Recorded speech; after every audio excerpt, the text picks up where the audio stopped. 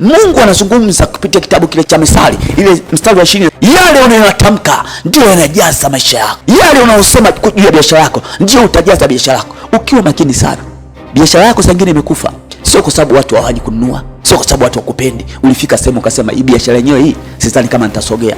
Watu wenyewe namna hii mtaa huu sidhani kama itaenda. Yale maneno uliyozungumza yamefika sehemu yamekaa na biashara ikafa. Yale maneno uliyosema yamefika sehemu yamekaa juu ya kazi yako na kazi ikafa. Ulisema bosi wenyewe huyu sidhani kama hapa nitakaa miaka miwili nitafukuzwa kazi. Baada ya miaka miwili unashangaa unafukuzwa kazi, kwa sababu kile ulichokisema ndicho kinakuwa. Hata neno la Mungu linasema kwenye kitabu kile cha Mwanzo, Mungu aliposema ikawa. Ina maana sisi tumeumbwa kwa mfano wa Mungu. Yale tunayozungumza na kuwa, yale tunayosema yamekuwa kwa jina la Yesu.